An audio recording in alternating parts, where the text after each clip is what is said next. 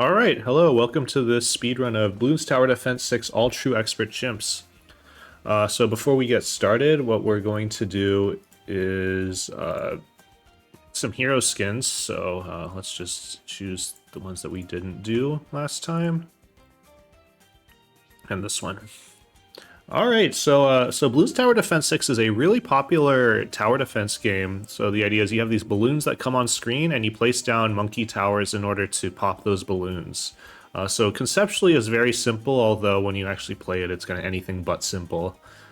There are 82 maps in this game where you can do this on. So they're segmented between beginner, intermediate, advanced, and expert. So we're going to be focusing on the experts. And specifically, so there are 12 expert maps right now, but there are 4 of them that are generally considered to be the hardest of them. They're like substantially harder than the rest. And when you play them, you'll kind of realize that as well. So those 4 being Ravine, Bloody Puddles, Quad, and hashtag Ouch. So what we're going to do is we're going to play those 4 maps, starting with Quad here. And specifically, we're going to be playing the Chimps badge for each map. So what Chimps is it's an acronym for no continues, no health, no income, no monkey knowledge, no powers, and no selling. So because of these restrictions, this is considered to be the hardest game mode. And so what this speedrun is we're going to be going through the hardest game mode on the 4 hardest maps in the game as fast as we can. And in Chimps, you also start on round 6 and you go to round 100. So we'll start when I click on this Chimps badge. So I'll count down, 3, 2, 1, start. So you might be asking yourself, hey, wait, this is a tower defense game, right? Isn't this an auto-scroller? And it kind of is. I call it like auto-scroller adjacent. But the way that I describe it is, so what it is you have these balloons that take a fixed amount of time to spawn in, but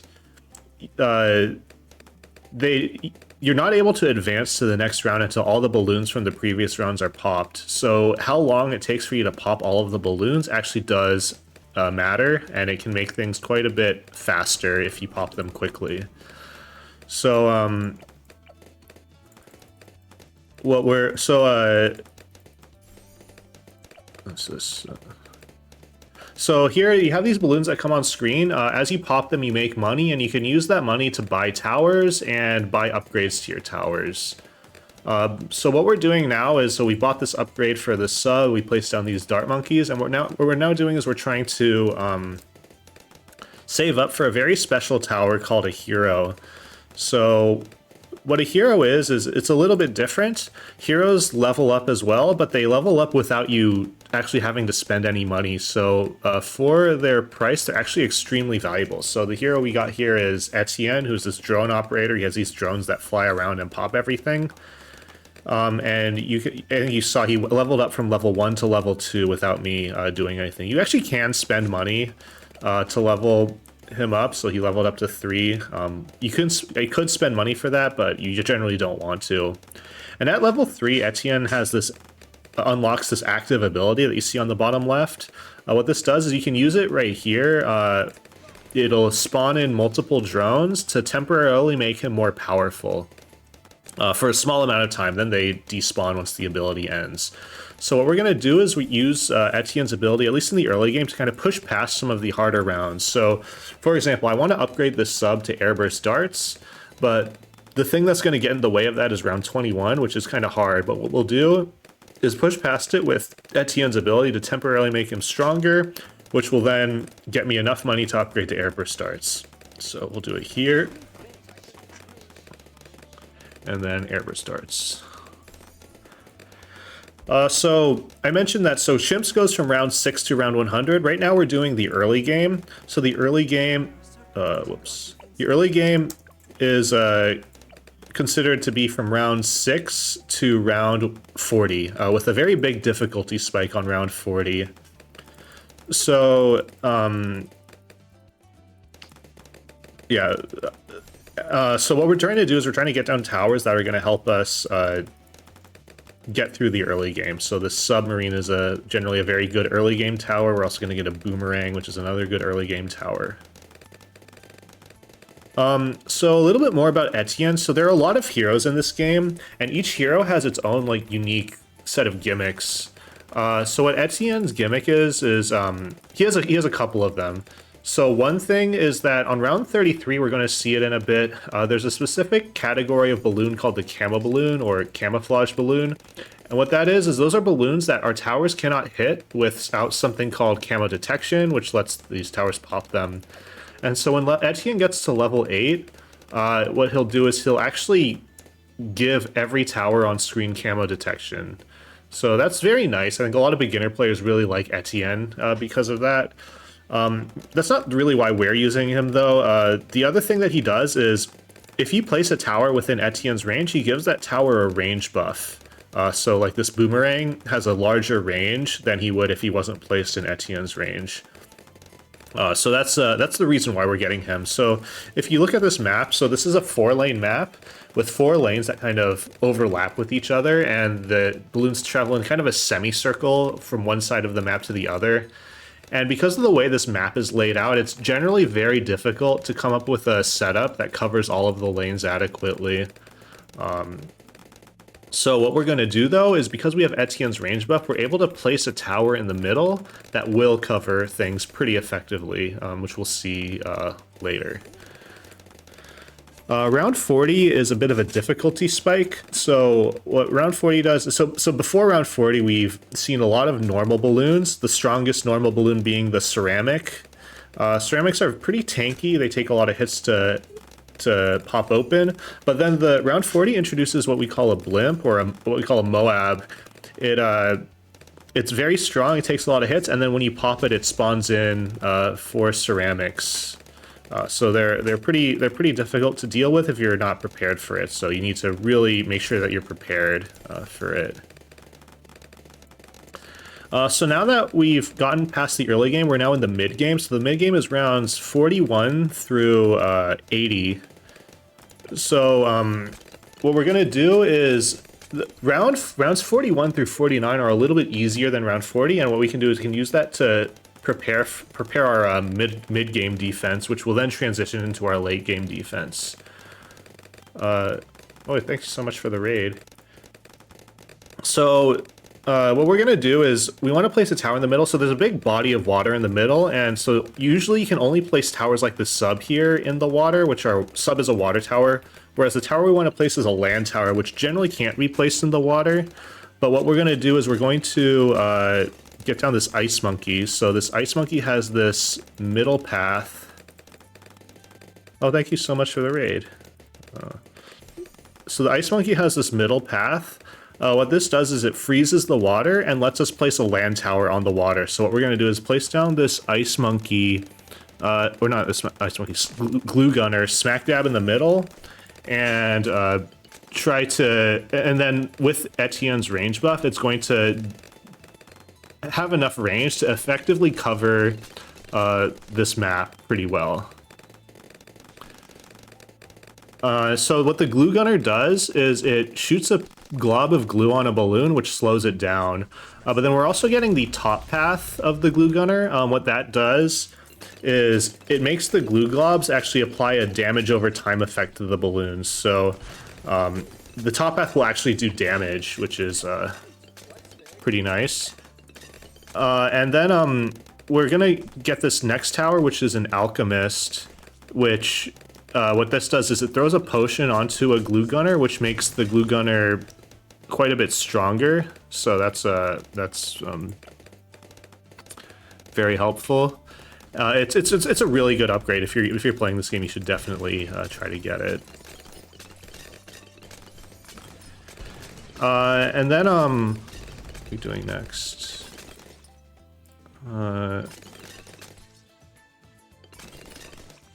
All right, so we unlock. So actually, we've also unlocked a new Etienne ability, where what it does is it creates. If we press it, it'll have this drone come down that like flies around and pops everything. It does a lot of damage, so that's pretty cool. The next difficulty spike is going to be round 60. So round 60 will have this red blimp spawn from the left. So we've seen these blue blimps called Moabs. The red blimp is called a BFB, which is substantially stronger. And it spawns 4 Moabs once it pops open. So we'll handle it just fine, but generally you also need to be prepared for that as well. So we see this guy here. So then the next difficulty spike is round 63. So before in the previous 60, up to round 62, you have kind of a moderate density of Moabs, of regular balloons. But what 63 does is it has 3 very dense ceramic rushes.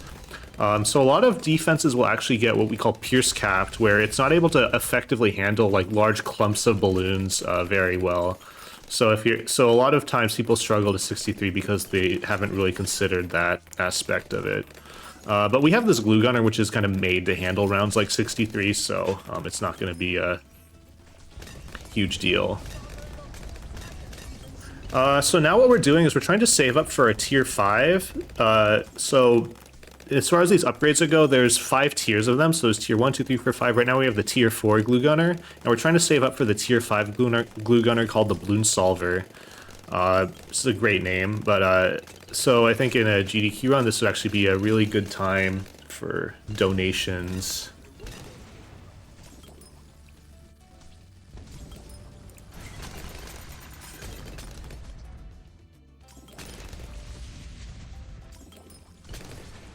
Oh, that's so funny. There's a star nobody knew about, and now Katse has to get another star on that awful, awful hack.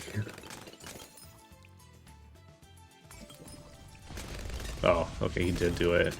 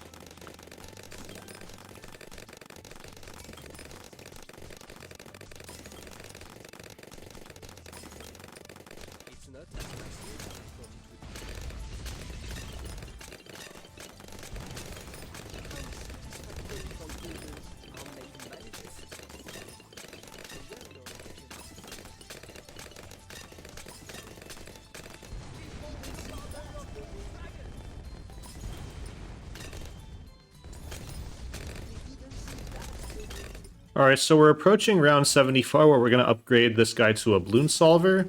And then this is kind of a good opportunity to talk about something called synergies. So when you hear people talk about playing chimps, you're going to hear people talk about synergies. So what that is when you have a couple towers that sort of pair well with each other. So you see we have this balloon solver here. What this really excels at is popping ceramics. What it does not do very well is pop blimps. So what we're going to want to do is pair it with a tower that does excel at popping blimps. So you saw we have this spike factory. So what this does is it drops these spikes that do a lot of damage to the outsides of blimps. And then what it also has, it has this active ability that we can press, which covers the entire track with those spikes for a small amount of time. And we've been using that to kind of accelerate the some of these rounds. So what this does is these two towers kind of create a synergy where this spike factory really excels at breaking open the Moabs and then into ceramics, which then the balloon solver can clean up. So so this is kind of the synergy we're trying to get. Round 78 is generally another difficulty spike. It'll be a difficulty spike in other maps that we're doing. But on this map, it's 2 ceramic rushes, and this balloon solver is made to handle ceramic rushes like that, so...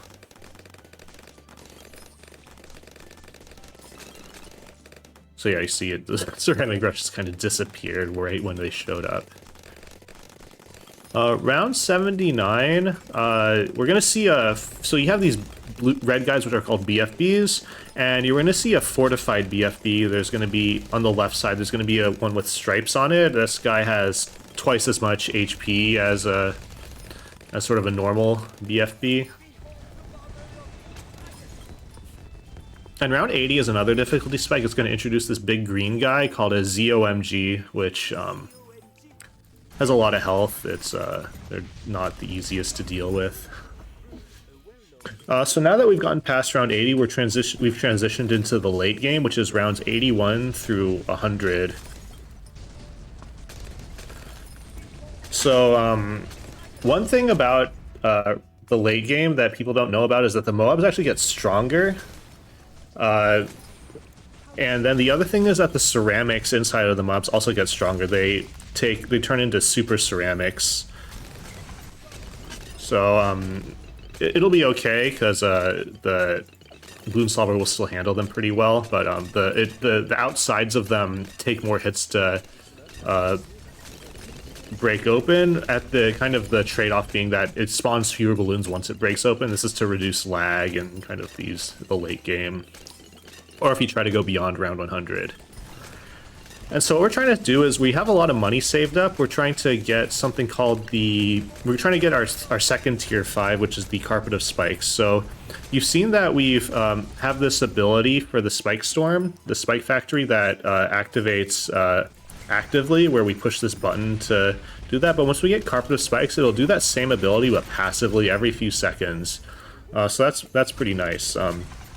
So yeah, you can see there.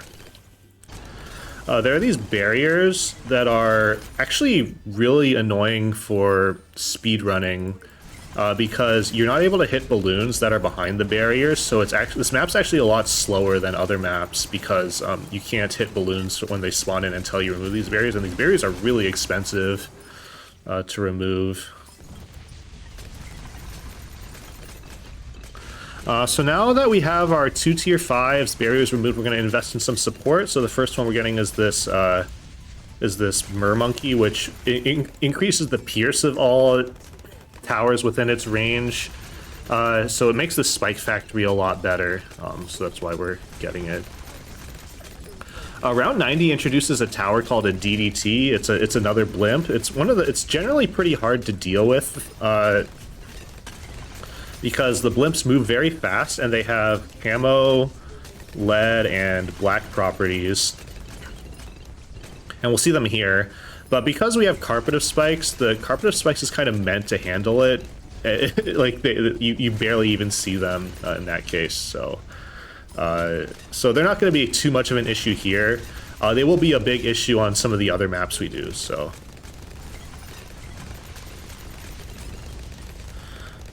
So the other support tower we got is this ninja. It's called a Balloon Sabotage. What it does is it adds this ability which slows down everything for quite a long time. So it's one of the best abilities in the game because slowing things down can make things a lot easier. Then the third support tower we're getting are these. It's kind of an unusual pick, but we're getting some transforming tonics. So what this does is it gives an active ability that turns these alchemists into cookie monsters that shoot lasers out of their eyes, which we'll see on round 98. Round 97 has these fortified ZOMGs, but our Carpet of Spikes will handle it pretty well. Round 98 is the hardest round because it's a very dense set of Moabs, so we have to use all of these abilities to handle it. But with our cookie monsters that shoot lasers out of their eyes, not really an issue. And then round 100 has this big purple guy, which it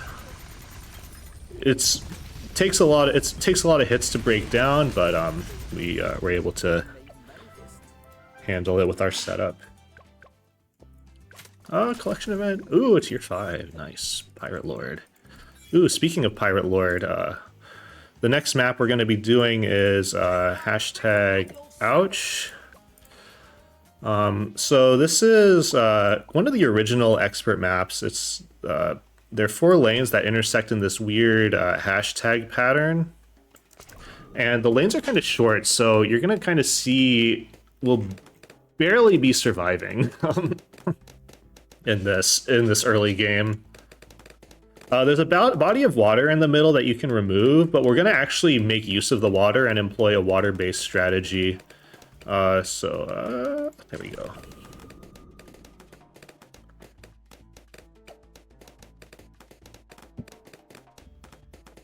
So with water-based strategies, one hero that's really good with it is Admiral Brickle. We have the Dread Pirate Brickle skin, so I guess she's not quite an Admiral right now, but whatever.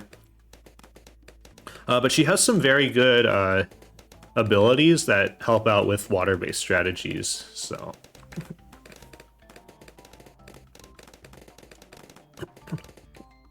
one thing you can do is you can use another tower to line up, like a tower with a similar footprint to line up your hero, so that you can place it down. So we can place it down very quickly in the right spot. We want to place her kind of in the middle here.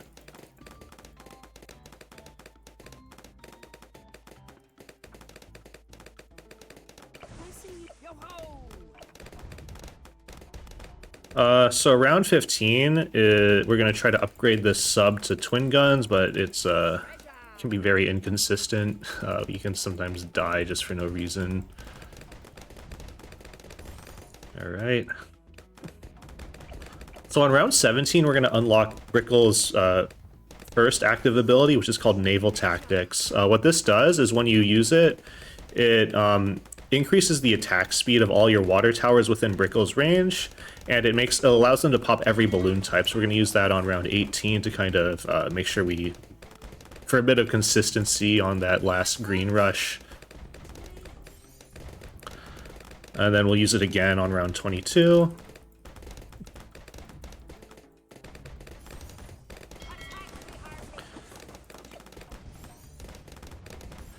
All right, and now what we'll do is we'll start building into our first Monkey Buccaneer, which is, I'm going to just call a boat. It's easier to say. So what the boat does is the boat has these guns on either side of it that shoot things.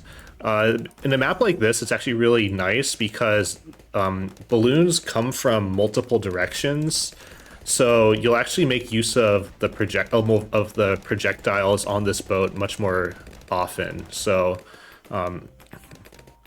boats are pretty good on this map, and we're going to upgrade to something called a destroyer, which is, for its price on this map, it's pretty valuable because it fires really quickly, and then we're going to cross path it with grape shot, which increases the number of projectiles by a lot. So on this map where it's firing in two directions and balloons come from two directions, you'll fire really quickly and make use of a lot of the projectiles. Thanks for the good luck. And specifically, we need this destroyer in time for round 36, because round 36 can be quite hard without it.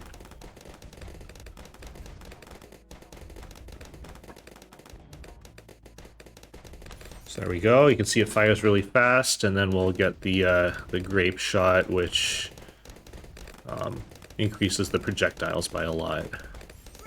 And you can see round 36 can, it looks kind of sketchy, and it would be very sketchy without it. So now we're going to get a second boat, actually. This boat's more important for later in the game, but it will also just help with the consistency of this early game as well. But we'll learn more about this boat later. And then round 40 is not going to be an issue because Brickle's naval tactics is going to be really good, especially with the destroyer. So we'll see that here. There we go. All right, so now we don't have Etienne, so we do need to get camo detection on our boats. A very common way of doing that is with a radar scanner village.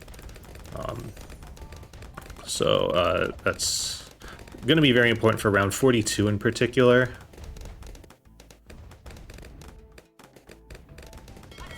Naval tactics this, and now what we're trying to do is we're trying to upgrade this boat to what's called an aircraft carrier. So what this does is it's an augmentation on top of this, so it's still going to do the destroyer stuff with the projectiles on each side. But then what it also does is it adds these planes that fly around randomly and shoot things. It shoots missiles at Moabs as well. Shoots darts at regular balloons, and it also shoots these like projectiles at regular balloons.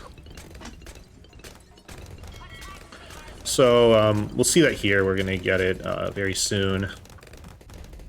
And the one like kind of small issue with this is that because these planes fly around randomly, sometimes this tower can be a bit inconsistent because there's like RNG involved in this.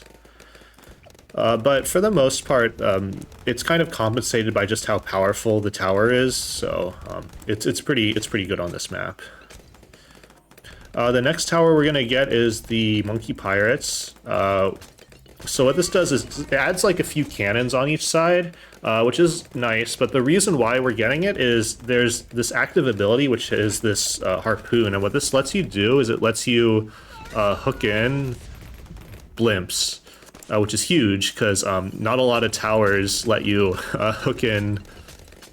insta-kill blimps, so this is actually really important in this speedrun for accelerating the end of rounds that end with a Moab. So, for example, like here, that round will be quite a bit faster than if we just pop that blimp normally. So we're gonna get a Mermonkey next. We saw this Mermonkey. It increases the pierce of everything in its range, and it actually makes this middle game a lot more consistent with by increasing the pierce of these boats.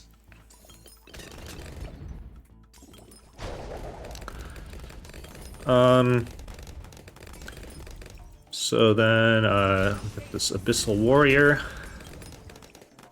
Round 60 is not really an issue because the Monkey Pirates is actually able to insta-kill BFBs as well. We'll see that on round 60.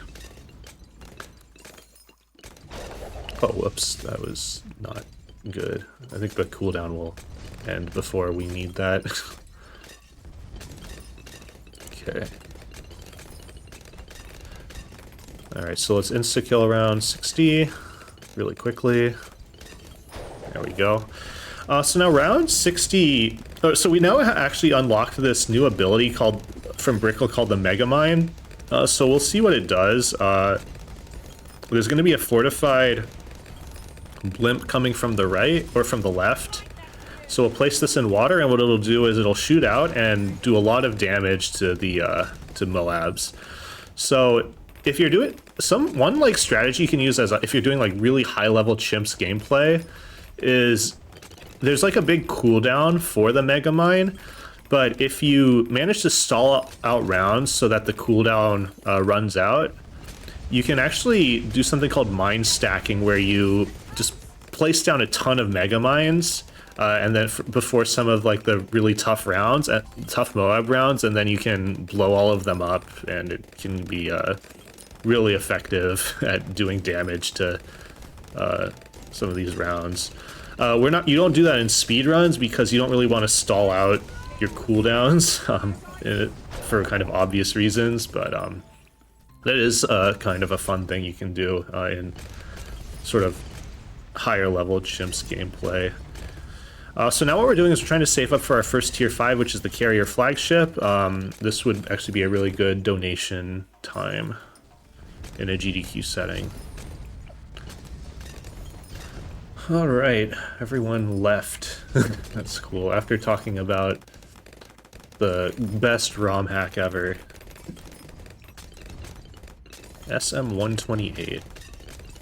Thought we were done with ROM hacks like that.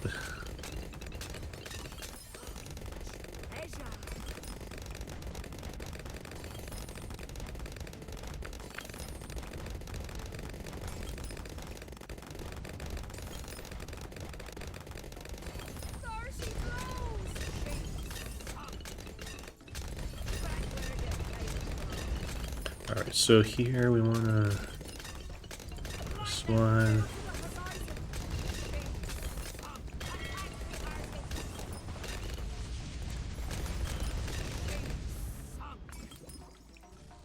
Oh, whoops. Okay, whatever.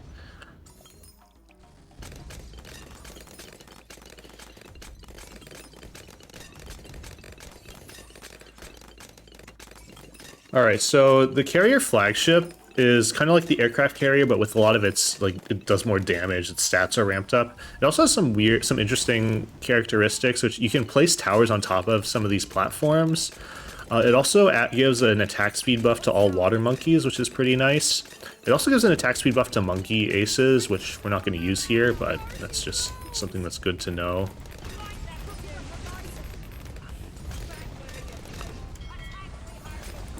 And then round 78, so round 78 is often a difficulty spike, but if you have a water-based strategy, what you can do is use Brickle's naval tactics ability for the first ceramic rush, and then the cooldown for the naval tactics will expire by the time the second ceramic rush comes around, so it'll so if you have a water-based strategy, you don't need to worry about round 78 at all if you have Brickle. So we use it here, and the cooldown's going to expire before the second ceramic rush.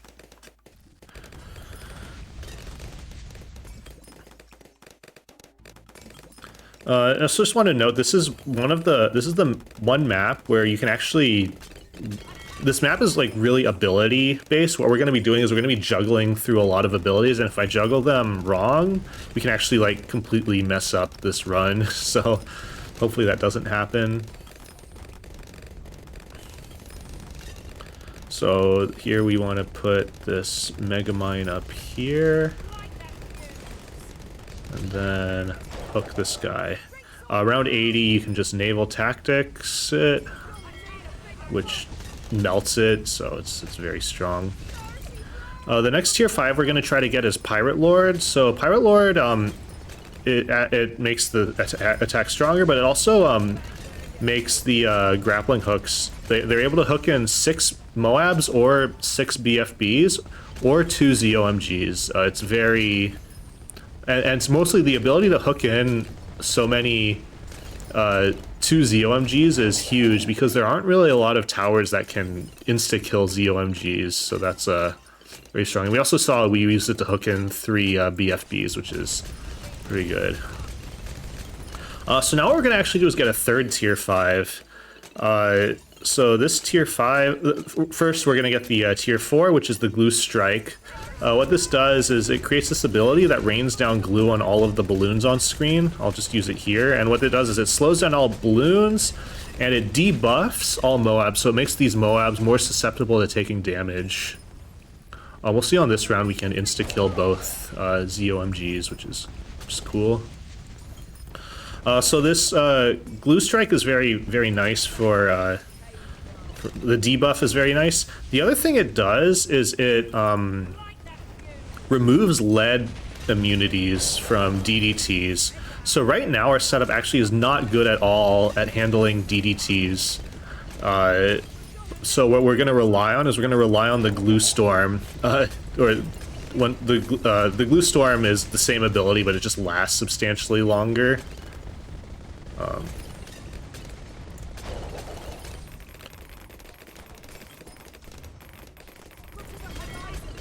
So we'll upgrade it here, and then we'll see the Glue Storm. So DDTs, there are a couple ways we can handle them. One is we can harpoon them, we can use naval tactics on them, but round 95, we're going to need to use the Glue Storm on them to remove the lead immunities and make it so that we can actually pop them. So, but right now we're just going to use this here. Then this round for the DDTs, we naval tactics it. But the naval tactics doesn't last long enough for round 95, so... Oh.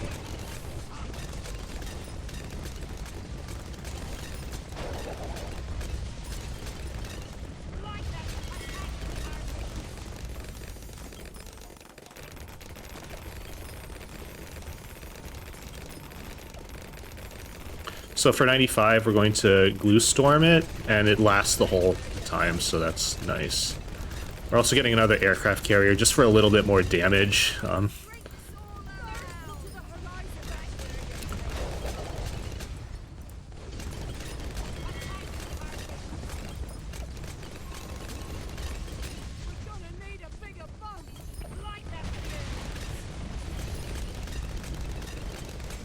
right, and 98 is always a tough one.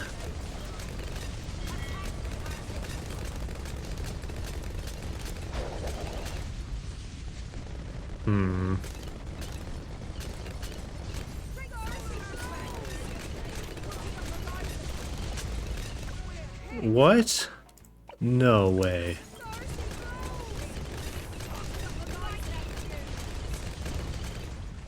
All right, then round 100.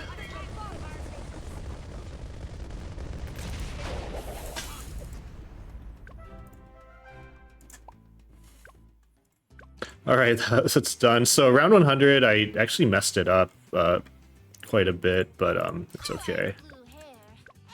So the next map we're doing is Bloody Puddles. So this used to be one of the hardest maps. This used to be the hardest map in the game. I now think it's the second hardest personally. There used to be like a pretty miserable dart sub start, but now Ninja Kiwi added this new monkey called the Desperado, which makes this start substantially easier. So back to first. We'll get a dart monkey here. Although the start's still like not really easy. There's a lot of lanes. You got to place these guys fairly precisely still. Oh, first. So the early game, what we're going to be using are snipers. So snipers, the issue with using snipers in speedruns is that sort of their shot timing varies depending on when you place them down during a round. If you're placing them down in between rounds, then the shot timing is consistent, but what we're gonna just do is we're gonna just place them down and assume and just hope that everything works out, which can... it's a strategy. I don't know. It's because we have auto start on because that's just faster.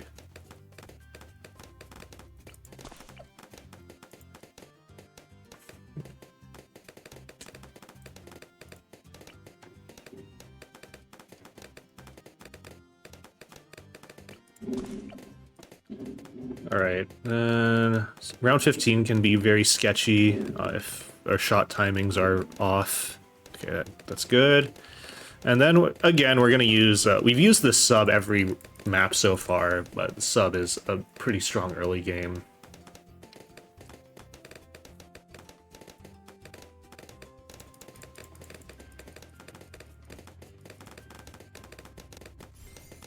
All right.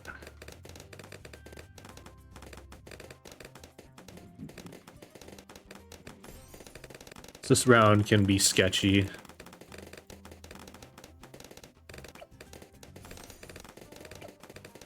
And here. All right, so the hero that we're using is Gwendolyn. So Gwendolyn's shtick is that she like loves fire. She like really loves fire. I can't really overstate how much she loves fire. And she has a main attack, which, surprise, surprise, is a flamethrower. But the reason why we're getting her is at some point she's going to actually have a passive ability called the Heated Up buff, and what that does is all towers within her range will actually get more. Will be able to do more damage, and we'll be able to pop leads. So coupling her with snipers is actually very strong. Because of that. So if you put all these snipers in her range, which we're going to do, they're going to get a pretty good buff, particularly in the late game. And this happens every time Gwendolyn attacks every 40 shots. And then the heated up buff lasts longer as she levels up. So for these like difficult multi-lane maps, a lot of times you do want to get global range towers to be able to pop them down, but sometimes that's not enough. So we're gonna get this wizard here, and what this wizard does is this wizard will only cover like 3 of the lanes, but it covers them pretty well, so that gives us our sub the opportunity to handle the right side of the map a lot more effectively. So sometimes you just want to do more of a modular setup where you have towers that will only cover part of the map, but it covers it very well. We got some glue gunners for a bit of round 40 safety. For round 30, for round 40, what we're going to do is we're going to upgrade this alchemist at a very specific time so that it can throw the potions onto the sub, and the potions won't wear off so that we can actually pop round 40. If they do wear off or if we mistime this, nothing good happens. There we go. We're going to get some villages, and specifically we're going to go with the discount path. So you can actually save a lot of money with these, with the discount path. If you place things within range of it, so... And what we're actually going to do is we're going to get 2 discount villages. So getting 2 discount villages is actually a very common setup. What this is going to do is it's going to let us, one, save even more money. Saving money is good. And the second thing it lets us do is it lets us on one village, we want to get jungle drums. Jungle drums is just a very nice attack speed buff on all towers within the range. But the other thing it lets us do is it will let us get radar scanner, which gives camo detection to all towers in the range, which specifically for this bottom sniper is very important. So you're able to basically get both cross paths or both paths of the villages if you get 2 of them with discounts. It just takes up a lot of space, which it's okay. So the strategy we're doing here is actually it's actually a very good strategy called Axis of Havoc. So there's an achievement in this game where if you build into all 3 tier 5 snipers, you get an achievement called the Axis of Havoc. And so we're going to do that here. And a lot of achievements in the game are kind of hard and kind of annoying, but the Axis of Havoc is actually like a really legitimate synergy that you can use to clear just so many maps in this game. So what we're going to do is we have this bouncing bullet sniper. It shoots a bullet that bounces onto balloons. That's kind of the name would imply. We're going to upgrade this to our first tier 5. And so we're going to first upgrade it to the supply drop. The supply drop for its price is actually not very good. It's just too expensive for for the damage and pierce increase. But the reason why it's so expensive is that in non-Chimps modes, you have this active ability that gives you money. But in Chimps, you don't get money. So what will happen is if we use the ability, we'll just get a crate full of $0, which is kind of funny, but also just like... But like, yeah, it's...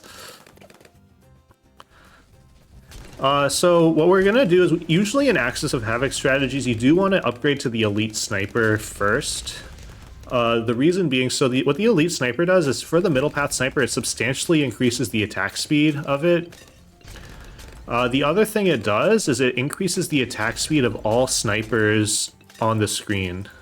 So because of the sniper buff, if you're doing a sniper-based strategy, it's very nice to have that sniper buff early.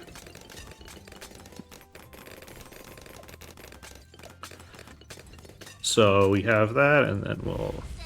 Then you can see like this sniper has this elite sniper icon on it.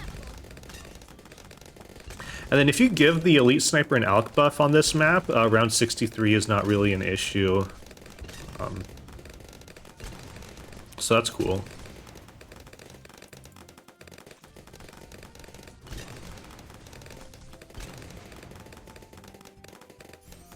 Now we're going to try to upgrade to the second sniper, the second tier 5 sniper, the Elite Defender. This will take a bit of time, so this would also be a really good donation time.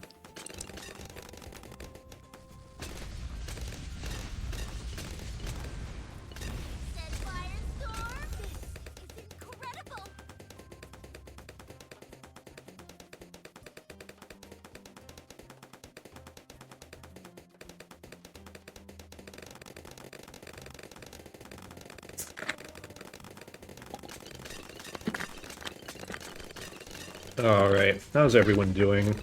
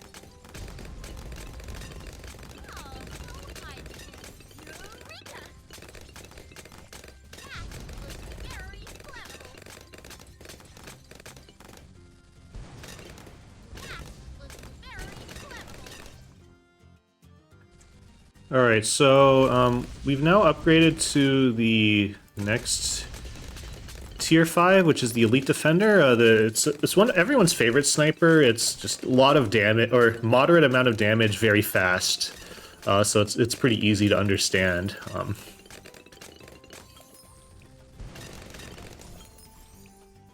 So now what we'll do is we'll build into actually our third tier 5 sniper, or we'll prep our third tier 5 sniper. We're not going to upgrade it all the way for a bit, but the third sniper is this guy. This is going to be first we're going to upgrade it to the main Moab. What that does is it increases the damage to Moabs and also stuns them for a little bit. So stunning Moabs is actually a big deal. If you can slow down Moab so that they have more time to take damage, it can make things a lot easier. We're also going to prep these two snipers. I'll explain them later. Or in a bit. Round 68, again, is with the elite sniper with an alchemist is not really a thing that you have to worry about, so that's cool.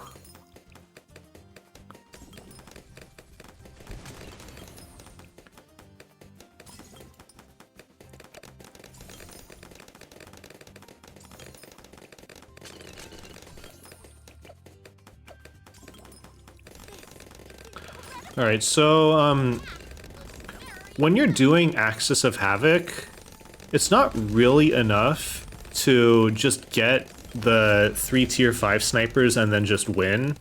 What you need to do is you need to actually pair it with some kind of ceramic cleanup.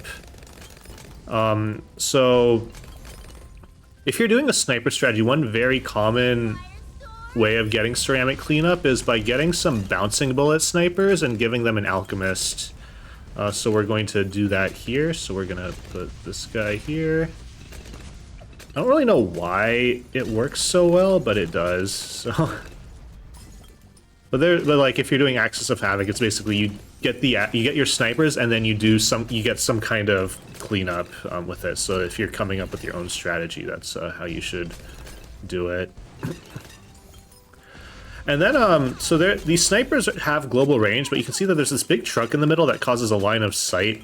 It's like a big line of sight blocker. So you can remove it, so we'll just do that. Oh. Oh, the helicopter crashed and created another line of sight blocker, so now we have to spend more money to remove both. It's kind of a funny way Ninja Kiwi just trolls us, so... Alright, so the next tower we're getting is, so we ideally we would upgrade everything to we would upgrade to the 3rd tier 5 sniper, like, right now, but we need to actually get some support first. So the first one we're getting is the bottom path glue gunner. So we've seen the other glue gunners, actually, but the bottom path is probably the best one. What it does is, so the tier 3 is called the Moab glue, and what that does is it slows down Moabs, which, you know, it's very, very good. And then the Relentless Glue is an upgrade on top of that, where when a Moab breaks open, all of the insides, and I think all of the surrounding balloons get stunned for a little bit. So Relentless Glue is extremely good. The next support we're getting are these things called Moab presses, these boomerangs. Moab presses, what they do is every few attacks, they actually make Moabs move backwards. So they're very strong support towers. And if you look at our defense, what we've done is we have these snipers. They're all set to first, so they're going to shoot the first balloon that's furthest along the track, or one of the tracks. And then we invested in stalling the entire left side, so we have glues and Moab presses. So what we're doing is we're stalling out this lane while our snipers are basically popping the right side of the map. And so what we've done is essentially we've turned this multi-lane map into a pseudo single lane map, where it just deals with one of the lanes at a time. And this is a very common way of dealing with multi-lane maps, because it lets you turn it into a single lane map. And so you just stall out one side and let your towers pop the other side. Then once it's done popping this the right side, it'll then move on to the left side. So.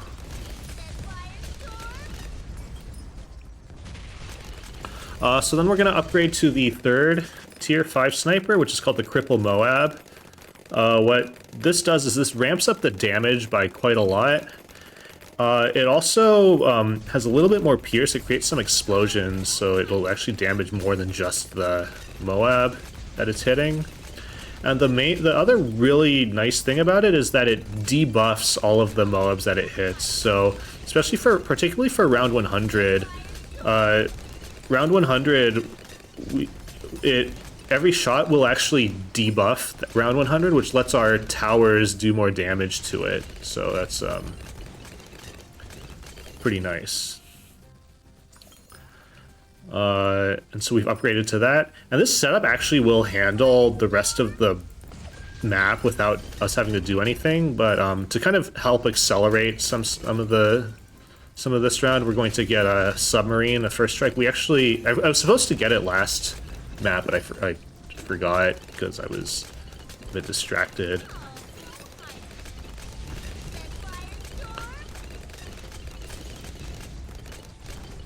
So what this does is round 100, this first strike gives you this missile that does a really large amount of damage to this round 100 purple guy. And what you can do is if you time it at the right point, you can actually layer skip it, so you can pop it without popping any of the insides, which is a very good way of saving a little bit of time at the end. So yeah, so that's Bloody Puddles done, and now we'll move on to the final map of this run, which is Ravine, which I think is the hardest one. It starts out with these really precise dart monkey placements. I just need to make sure I get this right.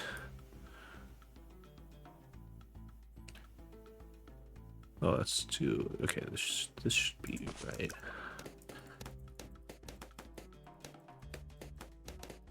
So, fun fact about this map is Chimps was actually impossible because there's this one green that Ninja Kiwi had to add this sword for in order to pop down. Otherwise, that green would leak.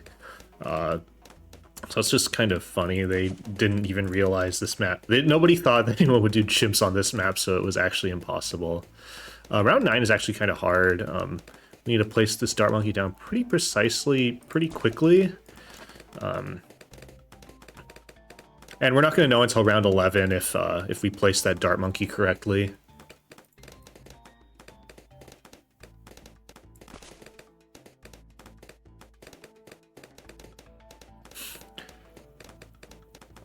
So fingers crossed, everyone.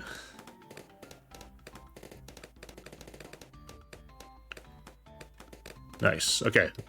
So the hero we're using here is Geraldo. So Geraldo's a very Geraldo's very different from the previous heroes we use. So the previous heroes have this main attack that kind of gets stronger as you go on through the level. And the other heroes have these abilities that you can use to push past some of the hard rounds or speed things up. Geraldo doesn't have either of those. His main attack is kind of bad, and he doesn't have any abilities, but what he does have is a shop full of items. And what these items basically are is they're like alternatives to like what you would normally do if you didn't have Geraldo. So normally on this map you would have to like get more dart monkeys, or you'd have to upgrade your dart monkeys, and what you can do instead with Geraldo is get down these turrets that are kind of better versions of dart monkeys, even though they're slightly more expensive. But given how strong they are at the early game, it doesn't really matter.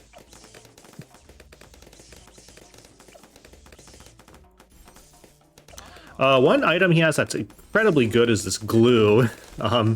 Basically, if you find yourself dying on a particular round, what you can often do is just chuck down a glue, and then you'll survive. It's very good. And he also has these spikes that you can use to. It's some good like RNG prevention, but also like some rounds will just leak, and it's a very cheap way of just surviving one of those particular rounds. So what we're doing is we're using Geraldo's items to kind of save up for our early game tower, which is going to be this Druid of the Jungle. Druid of the Jungle creates these vines that can spawn anywhere on the map, and in particular they can spawn at the front of the map. So it's actually really good for speedruns, because having a tower that can pop things as they enter is really valuable and really fast. Round 31, we'll chuck another glue. Alright, and then we will hopefully place this in a better spot than last run. So we're getting a monkey ace here. So Geraldo has this potion that you can use to temporarily pop camos for one tower, so that's nice. So we have this tower here called the Monkey Ace. The Monkey Ace is kind of annoying because it shoots these darts that shoot outwards and never hit anything. But what we're going to do is we're going to upgrade it to the bottom path, which is called the Never Miss targeting. So it makes the darts home in on balloons and then not miss every time. So sorry, I need to put this here as well. Round 36 can be a little finicky, but we'll just cross our fingers and hope that our Druid of the Jungle does a good job. Cool. Let's do this. So we need to camo this guy as well so that we survive round 37. The next item we're going to use is this Jar of Pickles. So what this does is if you place it on a tower, it increases the damage of that tower, but reduces the attack speed. So you kind of have to understand the stats of your tower in order to know if it's a worthy trade-off. On the Monkey Ace it is, but some towers it's not. Round 40, you can do this thing where you use this blade trap. It's very expensive for what it does, but it's a one-time cost to basically melt the inside of round 40, which is pretty good. So now you could we could just constantly get pickles on our Monkey Ace, but what we're going to do instead is just get an Alchemist. The Alchemist is nice because it increases the attack speed while not... or it increases the damage while not decreasing the attack speed, so it's just a better version of pickles, honestly. But it doesn't... but there is like sometimes... but sometimes it doesn't... sometimes the potions do expire, so... It doesn't last. It can. There's some RNG with that, whereas the pickles aren't RNG. So now we're gonna get another Monkey Ace. Let's see if I can make sure I get it. Okay, good. So this Monkey Ace, we're not getting the bottom path. We're gonna get the top path. So the darts are gonna miss a lot, but once we get to the tier 3, the nice thing is it shoots a missile at Moabs. So it actually does quite a bit of damage. The tier 3 doesn't, but the tier 4 Operation Dartstorm does quite a bit of damage to Moab. So that's going to be our second real mid-game tower, which is pretty important. Let's prep this Dart Monkey here. Okay. So on round 51, we actually unlock these bunnies. We can get a bunny for $1,890 that does nothing but look cute. So we'll get that. We like it. In GDQ, people love animals, right? They like saving the animals or whatever that meme was. In fact, we like them so much, we'll get a second one. It's also going to do nothing. So you see, we got these juggernauts. So the juggernauts are on this map. So what the juggernaut does is it doesn't do that much damage, but it has pretty good pierce, so it's able to hit a lot of balloons. And the real important thing is it's able to knock them back. So if you have a ceramic and you have this juggernaut, the juggernaut will knock back the ceramic a lot. So for its price, it actually is very good at stalling ceramics, especially on maps that have these walls or line of sight blockers, because the projectile is able to bounce off of them. So on maps with walls, juggernauts are just really, really strong for their price at ceramic stalling. So you saw we actually got a third bunny, because that's just how cute they are. And round 59, we're going to even get a fourth one, because we love animals here. And when we get the fourth one, it turns the bunny into this monster that jumps around the screen and pops everything. Apparently this is a reference to Monty Python and the Holy Grail, the movie, where there's this rabbit that like jumps around and bites people's heads off. It's very funny. So next up... Oh yeah, so the bunny is... What the bunny is really good at is popping ceramics. So round 63 has the ceramic rushes, and if you just set it to strong, plus like our juggernauts and everything, it does a really good job at round 63.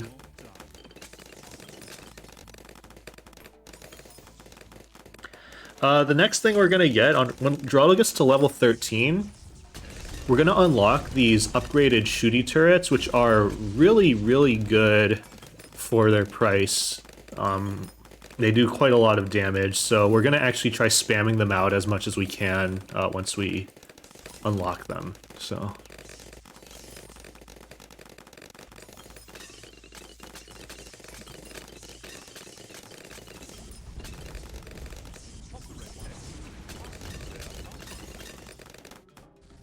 But otherwise, we're going to be doing a bit of save up, and we're not going to need to do anything until like round 75. So this would actually be like a really good donation time in a GDQ run.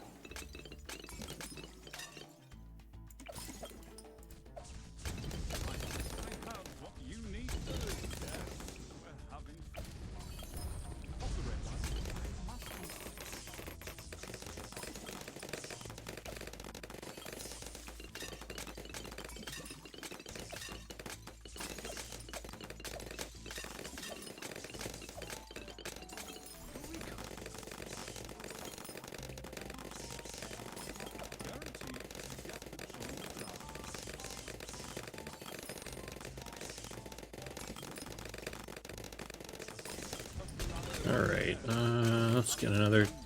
Around 72 we get another turret.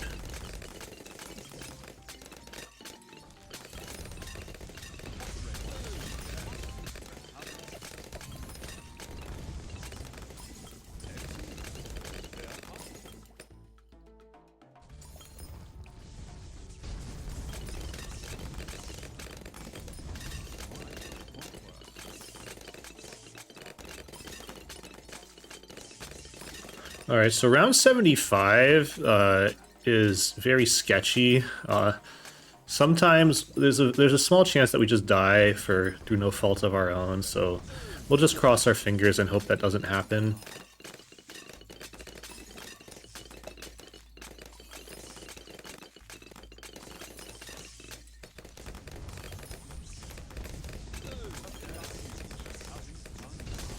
I should probably get this.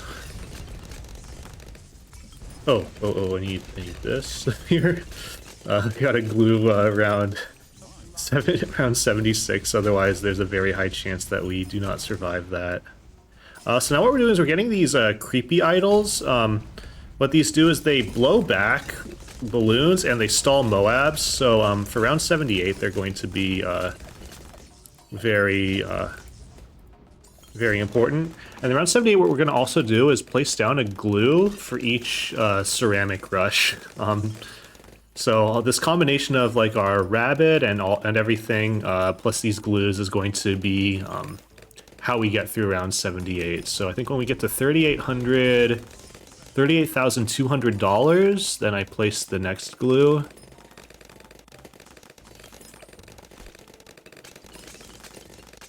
And then we survive that.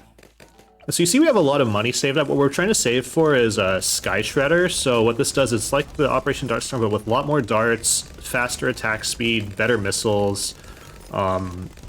It's pretty strong, so this is going to be our main tier 5. We'll get this here. And,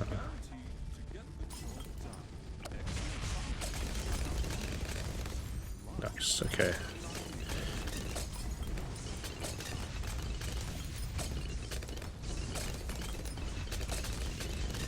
Alright, so now we have these upgraded spikes, which are actually really, really good for $55. So we're going to spam those out as much as we possibly can. And then we're going to invest in some support. So the first support we're going to get is something called an overclock. But before we get that, let's make sure we get this guy here. And then overclock. So what the overclock does is it gives you an active ability that substantially increases the attack speed of one tower. So we're going to use the overclock on our Sky Shredder. So you want to use it on your your sort of your best tower usually. So now let's reapply some spikes everywhere. Then overclock again, another shooty turret here.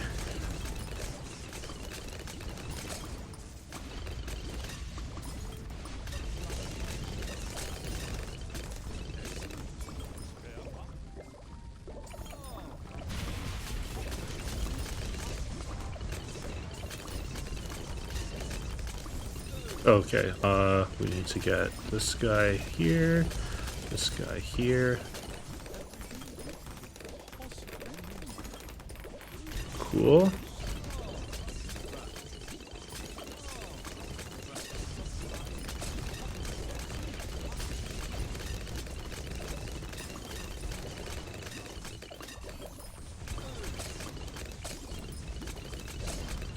Oh, let's overclock this.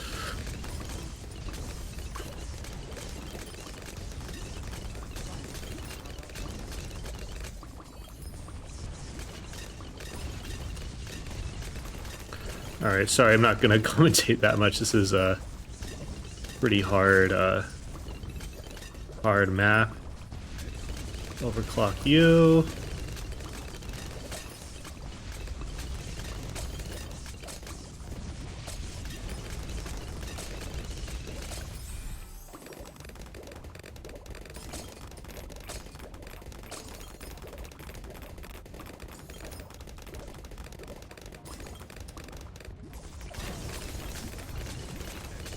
Overclock again.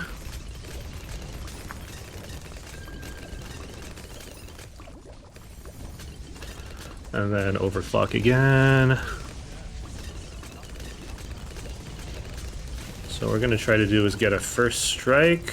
I'm going to try to use it, actually.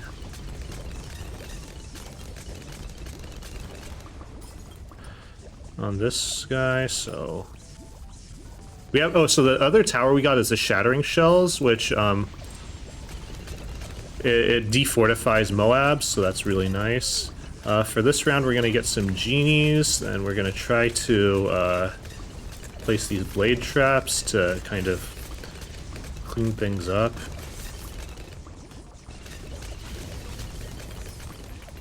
And then...